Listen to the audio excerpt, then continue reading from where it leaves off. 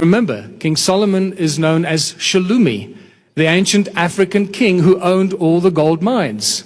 So let's reevaluate who Solomon was and who he may have been, because remember, we know less than is permissible by the laws of physics about our human history. And maybe there's another twist in the tale here. The wonderful Anne Kritzinger at Zimbabwe University is a geologist there, and she's written several papers now where she shows conclusive evidence in her geological papers that the so-called slave pits or animal pits or grain pits in some of the ruins of Zimbabwe have nothing to do with slaves, grain or animals, but they were actually extraction tanks for the processing of gold. And I suggest you find her papers online. They are available. They are a fascinating read. Completely independently of what I'm doing, she's presented the same kind of evidence.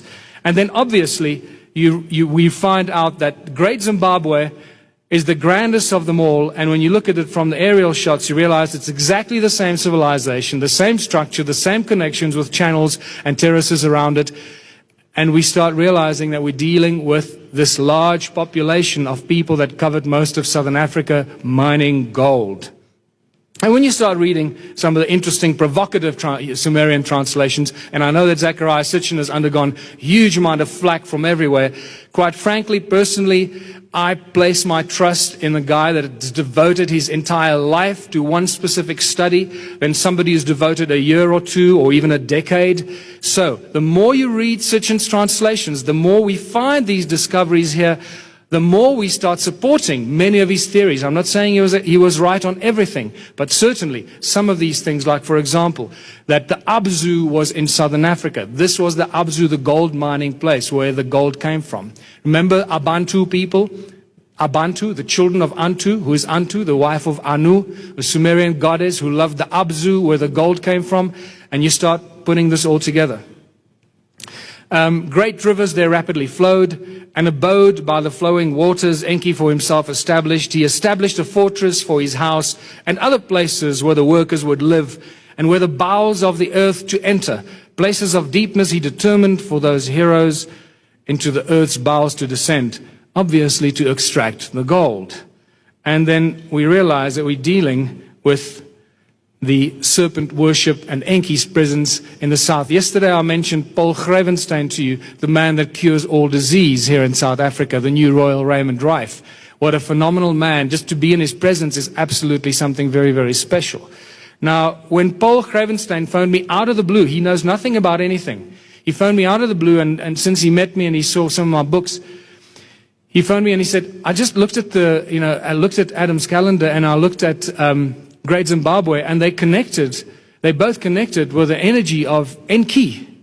And I said to him, thank you, Paul, because this is exactly what my conclusion is. And remember that he can look at things, and he actually sees the energy fields, and he analyzes them with not only with his eyes and his ability to detect it, but also through a specific computerized model that he's built that seems to work very well for him in the agricultural industry as well. And we start seeing this ancient serpent worship thing that seems to permeate pretty much all of the ancient cultures. And until recently we thought that the serpent worship was really not what, Southern Africa was excluded from that, but how wrong could we be? After all, if this is the cradle of humankind, which is just even last week been shown by the latest scientific genetic studies that they now tell us that this is the cradle of humankind from a genetic perspective, there must be serpent worship in Southern Africa. And here you have it, the serpent worship site at Sodilo Hills, northern Botswana. This is known by Credo Mutwa, calls it the creation cave of the human race. He visited these caves with the Khoi San people after the war, and apparently they offered carved heads made out of jasper to the serpent as part of a shamanic ritual.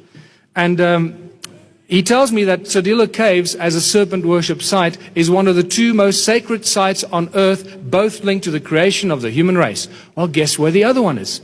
We can get to a little bit later. Adam's calendar. Of course it has to be. And suddenly the serpent worship brings us to understanding the links from the southern vanished civilization in southern Africa to all the great civilizations of the north, the Romans, Phoenicians, Egyptians, all of them. And it's always about gold.